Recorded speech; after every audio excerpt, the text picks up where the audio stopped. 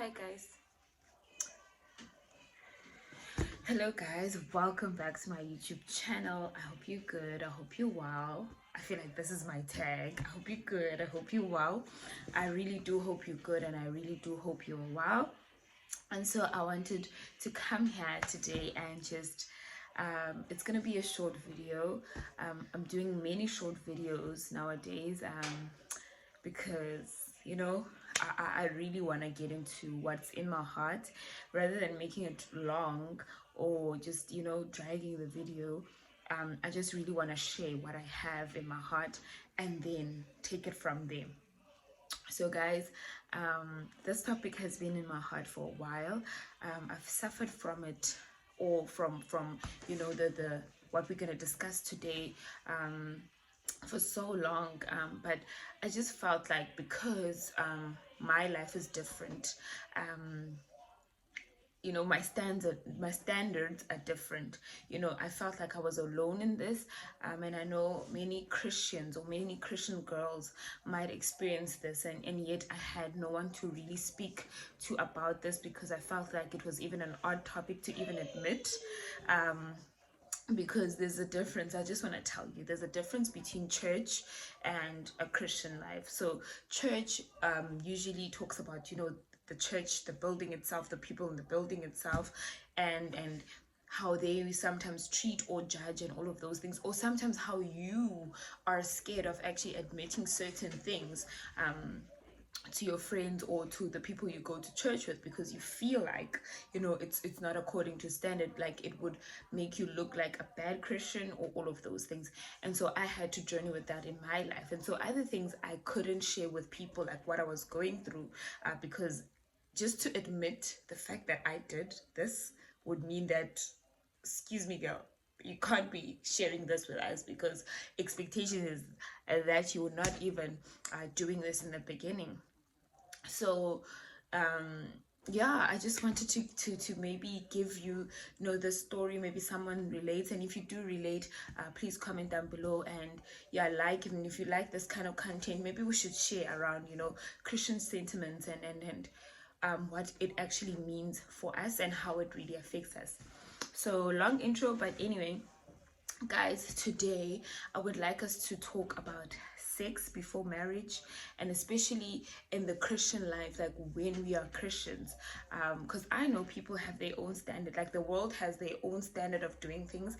They have their own standard of living, meaning that even this is not to judge anyone.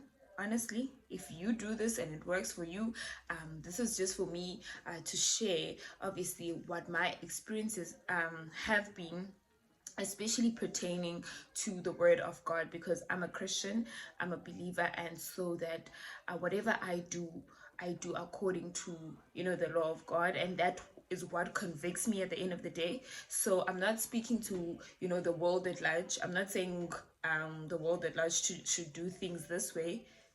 Would love them, knowing that obviously we have a creator, but people believe different things. And so for me, this is what has happened to me, pertaining my own beliefs. So just a quick story. Obviously, when you're a Christian, the word of God says that you shouldn't have sex before marriage. So you should wait for marriage to be able to get sexual with that person. And so obviously in the Bible, in the olden times, there was no thing as like an official marriage, as in you're going to court or whatever the case may be. So whoever that you actually slept with, whoever that you did the thing with, then that would be your husband or your wife.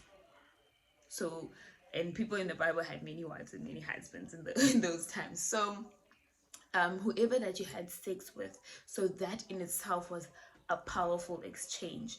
And then you had to then make that person your husband or your wife. It's different now times.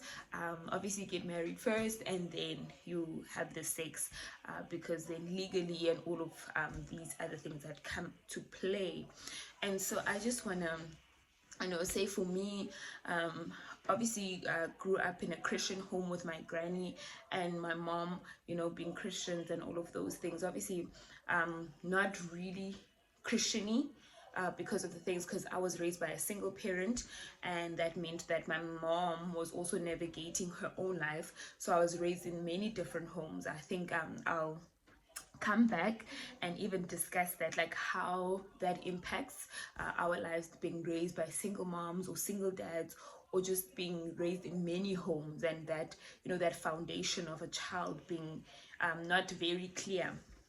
And so yeah, so that's where I was raised. But I knew obviously that God, Jehovah, didn't want, you know, people to have sex before marriage. But one thing for me, it wasn't clear why. Like, there's one thing that black families do, or black parents do, is that they shame sex to a point that you don't understand. Why mustn't I do this? Like, why mustn't I engage? And obviously, we can't really blame our parents past a certain age, because then you would have understood that God says so, and you would rather than ask God to give you the answers rather than asking your parents. But obviously, sex was like a scary topic, and just this weird thing, you know. You don't do it, you don't love boys, you don't talk to boys. Every time you talk to a boy, your phone will be confiscated, or whatever the case may be. And I still remember that I actually held on to my virginity for a long time, guys, like for a long time. In primary, held on to my virginity, and all of those things. And then when I lived with my granny, I lived with my grandmother, and then there was a boy, and we dated actually for a while, like 3 years or something, like dating now, puppy love, not even the other love, but puppy love, soft love, whatever the case may be. You know, high school love and whatever that was. And so in the Xhosa tradition, when a guy goes to the bush, then he becomes a man, and they do that shebang that Jews used to do as well.